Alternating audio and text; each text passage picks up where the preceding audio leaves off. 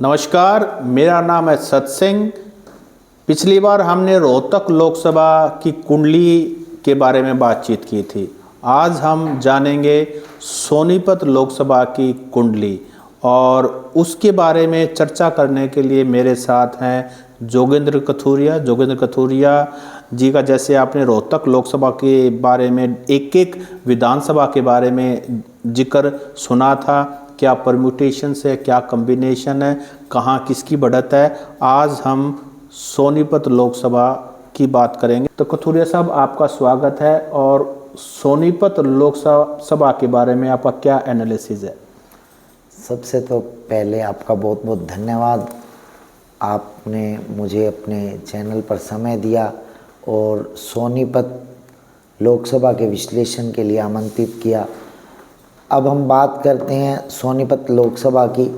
सोनीपत लोकसभा में 6 विधानसभा सीटें तो सोनीपत जिले की हैं जी, और 3 विधानसभा सीटें जींद जिले की हैं। जो सोनीपत जिले में जो हम ये मानते हैं रोहतक, झज्जर, सोनीपत, इन 3 जिलों की लगभग ज़्यादातर सीटों पर भूपेंद्र सिंह हुड्डा का प्रभाव माना जाता है। हुड्डा प्रभावित क्षेत्र माना जाता है। जो 3 सीटें यहाँ पर जुलाना, जींद और सफीदो, यहाँ पर पिछले कुछ समय से जैसे जैसे लोकदल का और जेजेपी से लोगों का मोह भंग हो रहा है, वो वोट हुड्डा की तरफ ट्रांसफ़र हो रहा है, भूपेंद्र हुड्डा की तरफ। जो लोकदली वोट है वो ऑलमोस्ट घटता जा रहा है और भूपेंद्र हुड्डा का प्रभाव, जहाँ पे लोकदली वोट घट रहा है वहाँ भूपेंद्र हुड्डा का प्रभाव बढ़ रहा है। अब हम विधानसभा वाइज बात करेंगे। आपने लोकदल की बात की, आपने जेजेपी को इसमें इंक्लूड किया है? जेजेपी और आईएनएलडी दोनों को इंक्लूड किया है। वो लोकदली वोट का ही बंटवारा हो रखा है जेजेपी में और आईएनएलडी में। कोई नया वोट उनके साथ नहीं जुड़ा।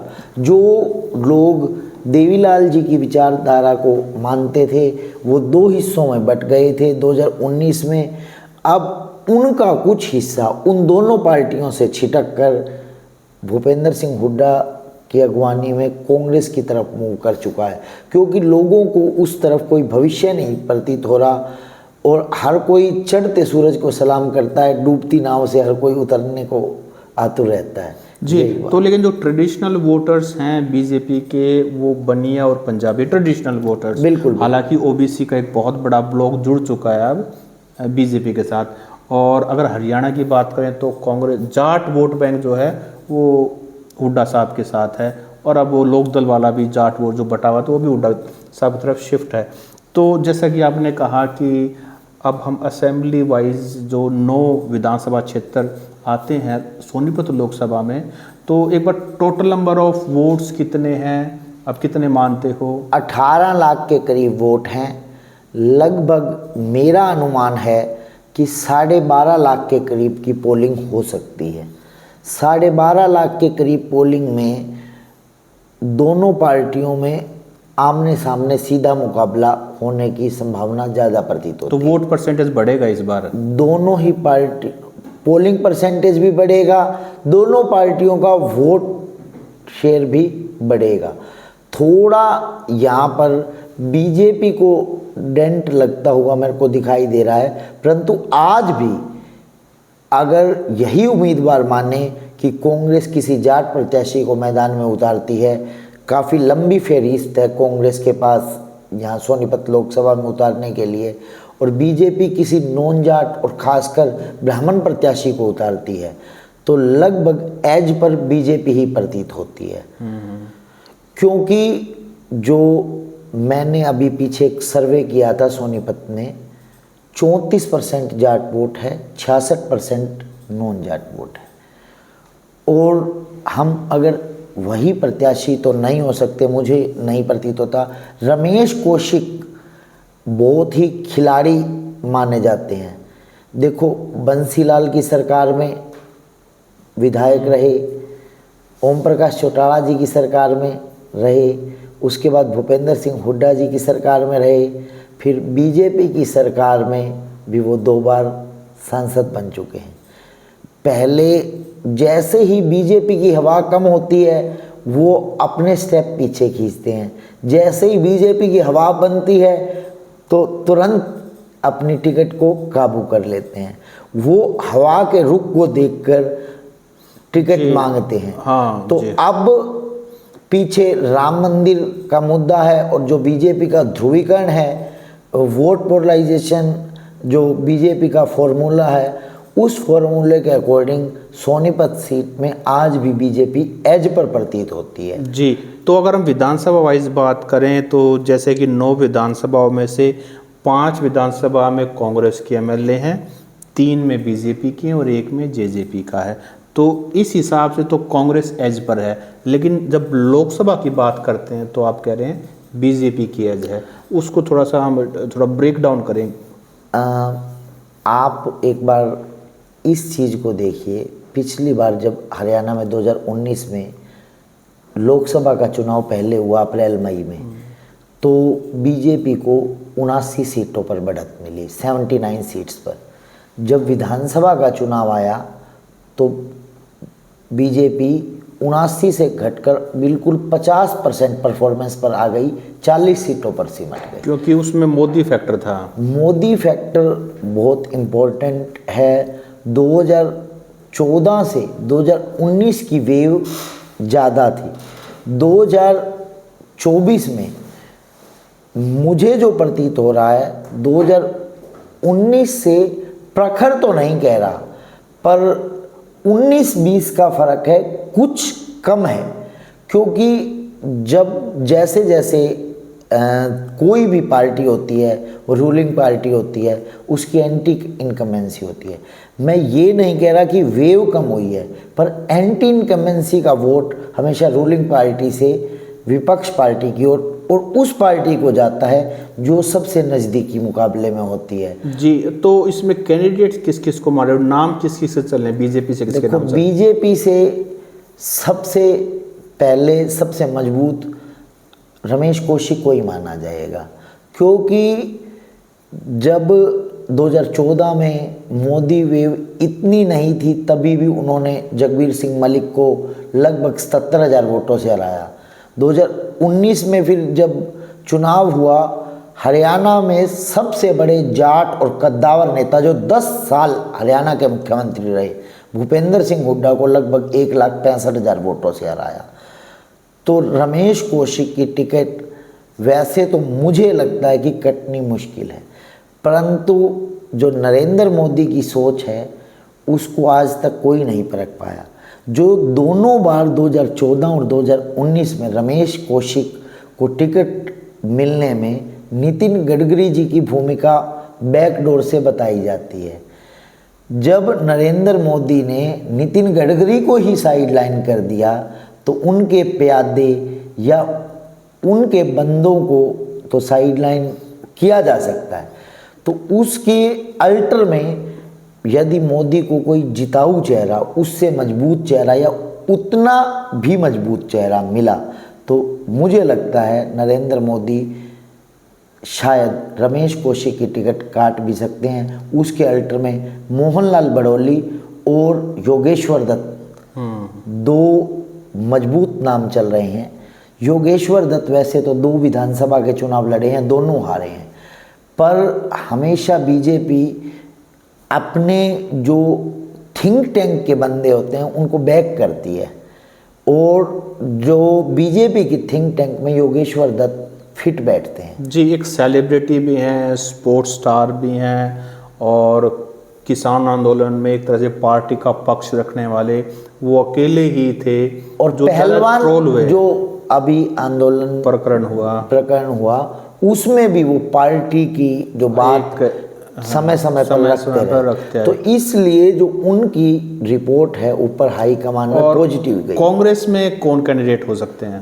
कांग्रेस में कई कद्दावर चेहरे हैं, क्योंकि भूपेंद्र सिंह हुड्डा तो इस बार चुनाव नहीं लड़ेंगे। बिल्कुल नहीं लड़ेंगे। पिछली बार भी किसी कारणवश लड़े थे, चुनाव लड़ना पड़ गया था, वो स्वयं इच्छुक नहीं थे। यदि भूपेंद्र सिंह हुड्डा पिछली बार सोनीपत लोकसभा से प्रत्याशी नहीं होते तो रोहतक सीट 100% कांग्रेस जीत सेफ थी, क्योंकि जब एक ही परिवार के दो बंदे अलग अलग सीटों पर लड़ेंगे तो वो प्रचार में कमी आएगी, तो एक सीट पर फोकस नहीं हो पाएगा।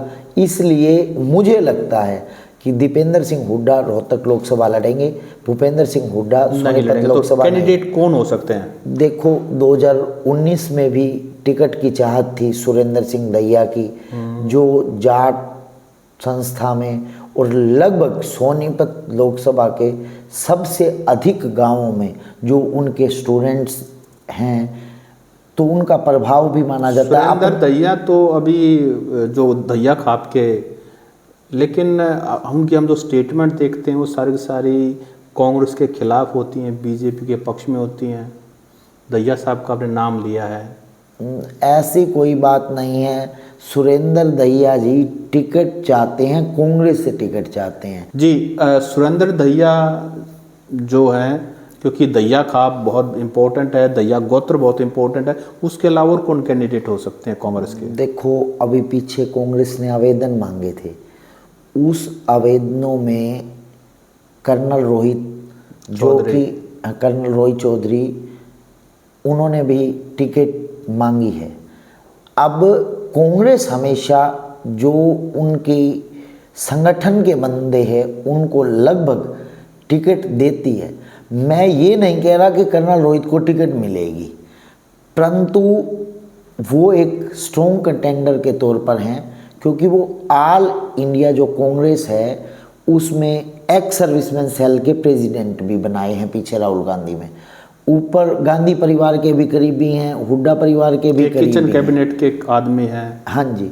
उसके बाद एक पीछे जेजेपी पार्टी के जो जिला अध्यक्ष थे पदम सिंह दैया, उन्होंने जेजेपी पार्टी को अलविदा कहकर कांग्रेस पार्टी ज्वाइन, वो भी टिकट की चाहत रखते हैं। शायद पहले भी एक बार लोकसभा का चुनाव लड़ चुके हैं जी। तो पदम सिंह दैया भी एक स्ट्रॉन्ग।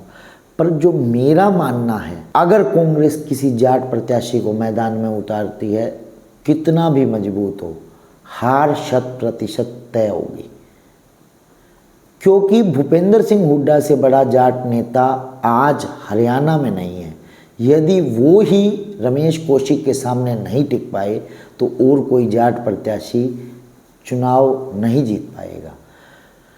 पीछे मैंने जो सर्वे करवाया है, जब तक जींद की 3 विधानसभाओं में या तो बढ़त नहीं बना पाते या फिर बराबर भी रह जाएं, तो सोनीपत की लोकसभा को कांग्रेस जीत सकती है, वरना ये सीट बीजेपी के पाले में। सफीदो तो कांग्रेस के पास पहले से ही है। सफीदो विधानसभा के लिहाज में है। वैसे तो मैं कह रहा हूँ सफीदो से बेहतरीन प्रदर्शन, आप जिस दिन परिणाम आएंगे जुलाना में कांग्रेस का, उससे बेहतरीन प्रदर्शन होगा सफीदो से, क्योंकि जो जुलाना हलका है वो ज़्यादातर रोहतक लोकसभा को टच करता है, रोहतक के गांवों को टच करता है 3 ओर से। तो मेरे को लगता है जुलाना के लोग भूपेंद्र सिंह हुड्डा की विचारधारा से ज़्यादा प्रभावित हैं।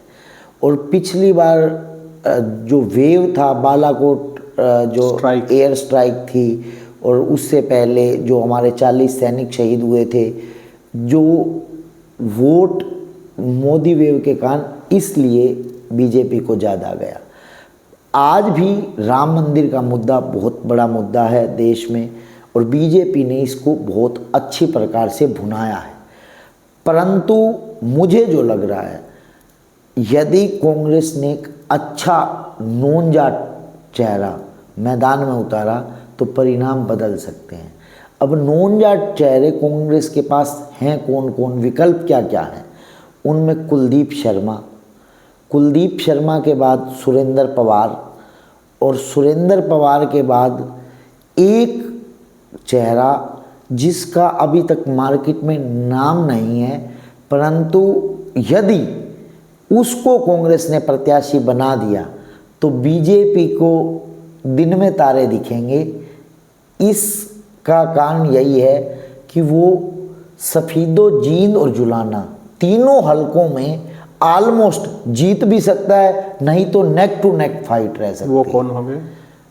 कुरुक्षेत्र में एक डेरा है जयराम आश्रम, उनके महंत हैं। उनका बेसिकली गांव जुलाना और सफ़ीदों के बीच में पड़ता है और जींद भी टच करता है। तो मुझे लगता है वो इन तीनों विधानसभाओं में बराबर रह सकते हैं। और सोनीपत में तो जयराम आश्रम के मानते हैं, वो कांग्रेस की टिकट पर शायद पहले हरिद्वार से भी चुनाव लड़ चुके हैं। सोनिया गांधी के बिल्कुल करीबी माना जाता है उन्हें।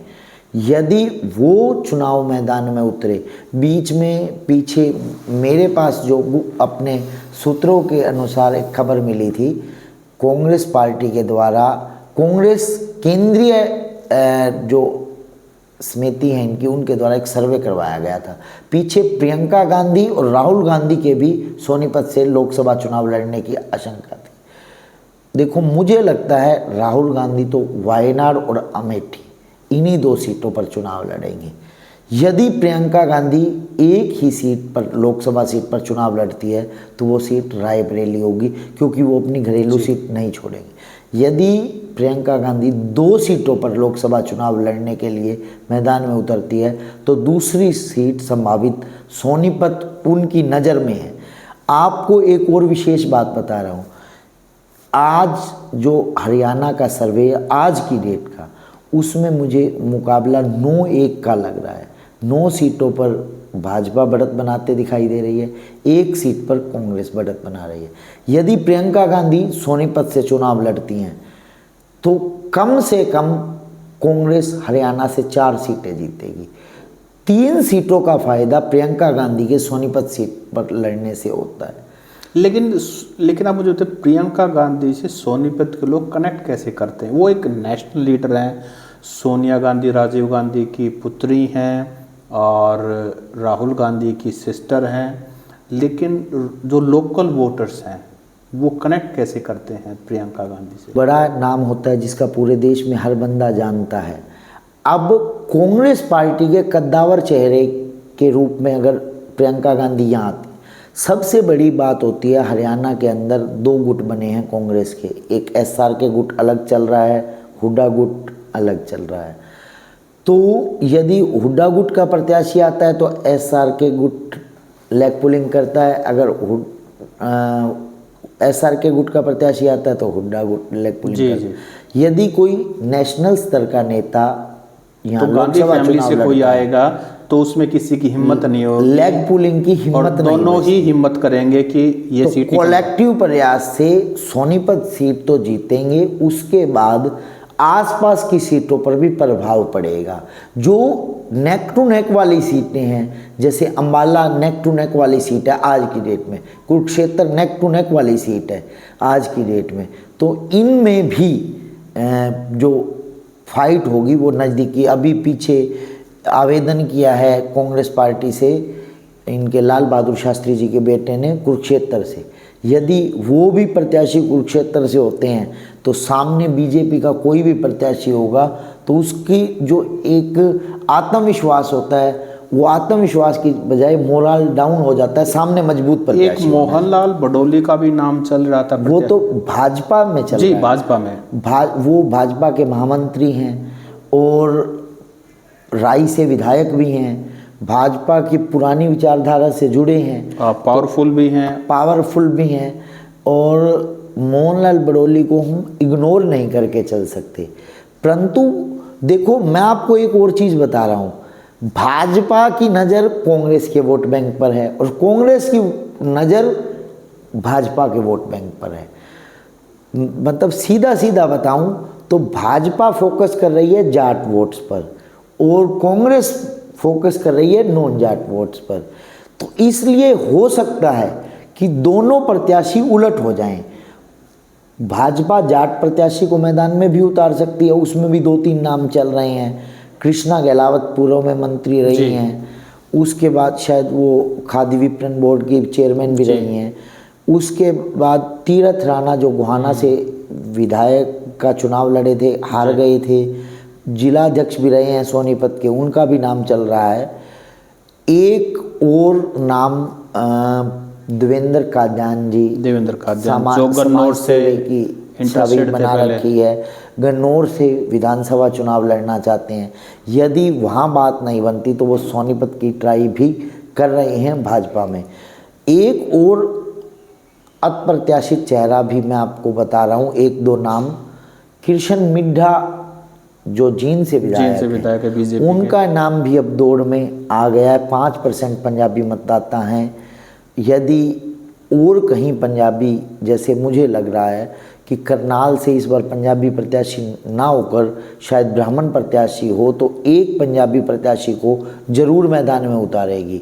वो चाहे सोनीपत हो या रोहतक हो या कुरुक्षेत्र भी हो सकता है भाजपा।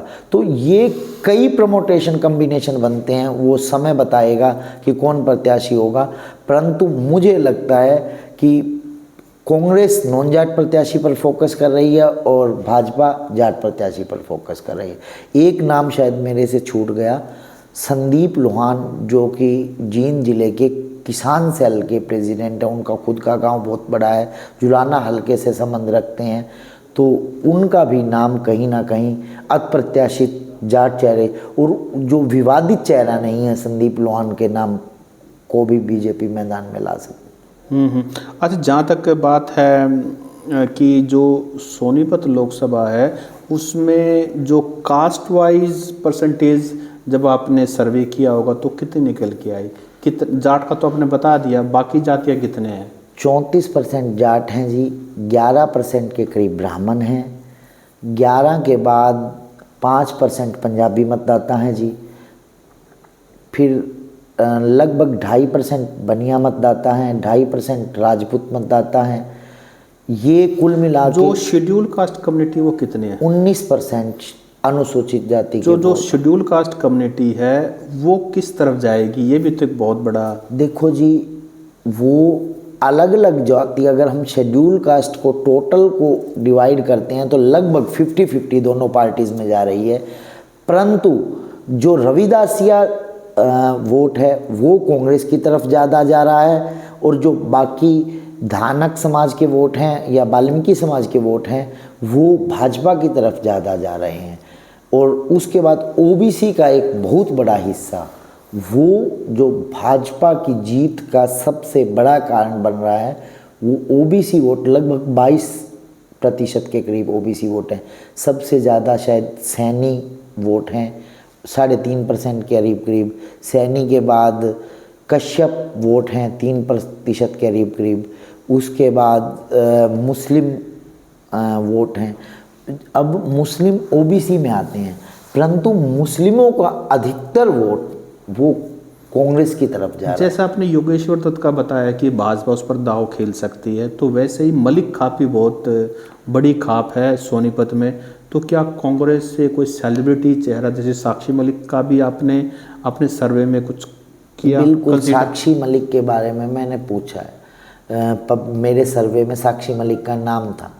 वैसे तो Sakshi Malik neck to neck fight पर आ जाएगी, परंतु जो मेरे सर्वे में ये निकल के आया, यदि कांग्रेस किसी भी जाट प्रत्याशी को मैदान में उतारती है वो जीत नहीं पा रहा, फाइट कितनी भी दे।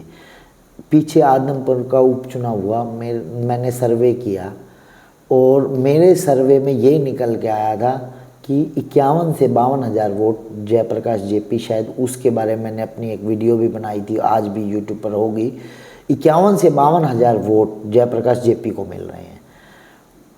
उससे ज़्यादा वोट कोई भी प्रत्याशी ले नहीं पा रहा था, परंतु वो जीत नहीं पा रहा था। हार तय थी, परंतु सबसे मजबूत प्रत्याशी वही था। इसी प्रकार साक्षी मलिक मजबूत प्रत्याशी है, सुरेंद्र दहिया मजबूत प्रत्याशी है, पर मेरे सर्वे में जो आज की परिस्थिति है उसमें ये दोनों जीत नहीं। बजरंग पूनिया का भी ऐसा ही है, सेम है, सेम जो जाट कोई भी है। जब तक नॉन जाट वोट में कांग्रेस सेन नहीं लगा पाएगी तब तक सोनीपत सीट भाजपा के पाले में जाएगी। और नॉन जाट के वोट बैंक में सेंध तभी लग सकती है यदि भाजपा किसी जाट प्रत्याशी को मैदान में उतार दे और कांग्रेस किसी नॉन जाट प्रत्याशी को मैदान में उतारे। और जो ये जाट और नॉन जाट के मुद्दे पर ध्रुवीकरण हुआ था पिछली बार, वो ना हो तो नॉन जाट वोट। कथुरिया साहब, आप जैसे सर्वे करते हैं तो एक जाट का धड़ा आप बताते हैं कि नॉन जाट का, शेड्यूल कास्ट को आप किस में काउंट करते हैं? क्योंकि शेड्यूल कास्ट जरूरी नहीं वो नॉन जाट के साथ जाए, वो अपना भी एक उसका सर देखो, माइंड होता है। मेरे पास पूरे हरियाणा का, हर लोकसभा का, हर विधानसभा का जातिगत आंकड़ा है। तो मेरा एक जो सैंपल करने का एक तरीका होता है, अगर मैं किसी लोकसभा का, विधानसभा का सर्वे कर रहा हूँ, उस विधानसभा में सपोज कीजिए 2 लाख वोट्स हैं, तो मैं 2000 वोट्स का सैंपल सर्वे तैयार करता हूँ। अब 2000 में से अगर 34% उसमें जाट मतदाता है, तो मैं जो अपनी टीम को भेजता हूँ, पहले ही ये कह के भेजता हूँ केवल मुझे 68, मतलब 34 इंटू में 2000 के करीब करीब, जितना 680 के करीब, मतलब अगर मुझे पूरी एक विधानसभा का सर्वे करना है और 2000 मतदाताओं का सैंपल सर्वे ले रहा हूँ, तो एग्जैक्ट 680 जाट मतदाताओं के जो सैंपल होंगे उन्हीं को फोकस करूँगा। बाकी अगर वो फालतू कर लाते हैं तो उनको साइड लाइन कर देता हूँ। ये जब भी एग्जैक्ट रिपोर्ट निकल कर आती है, वो मेरा एक अलग से तरीका है। मैं पहले ही अपनी टीम को इस तरह से बता, तो शेड्यूल कास्ट का भी आप सैंपल में रखते हैं? हाँ, बिल्कुल सैंपल में रखते हैं। अगर 10% जिसमें रविदास या मतदाता हैं, तो केवल 200 ही सैंपल सर्वे मैं फोकस करूंगा, बाकी को इग्नोर कर दूंगा। तो इससे ही एग्जैक्ट रिपोर्ट निकल कर आती है। जी, तो ये थे हमारे साथ जोगेंद्र कथुरिया जी, जिन्होंने सोनीपत लोकसभा की कुंडली के बारे में बातचीत की। उन्होंने बातचीत की बीजेपी के रमेश कौशिक के बारे में कि हो सकता है बीजेपी उनको दोबारा से उतार सकती है, और भी कई नामों के बारे में बातचीत की। एक बात इन्होंने इनके जो सर्वे में निकल के आई कि इस बार हुड्डा या उनके परिवार से कोई भी सोनीपत लोकसभा से अपना लक ट्राई नहीं करेगा। उनकी कोशिश होगी रोहतक लोकसभा में जीत हासिल करना। और भी कई नामों के बारे में हमने बातचीत की, वो कितना, किस कास्ट का कितना परसेंटेज जो सोनीपत लोकसभा में है। तो आज के लिए इतने, अगली बार हम फिर मिलेंगे एक नई पार्लियामेंट्री कॉन्स्टिट्यूंसी के बारे में। कथुरिया साहब, समय देने के लिए आपका बहुत बहुत धन्यवाद। जो भी दर्शक देख रहे हैं इस वीडियो को, वो कमेंट बॉक्स में ये ज़रूर लिखें कि हमारे इस रिपोर्ट में क्या कमी थी और आपका क्या सुझाव है, ताकि जो हम आगे की वीडियो बनाएं उसमें ये सुधार कर पाएँ। नमस्कार।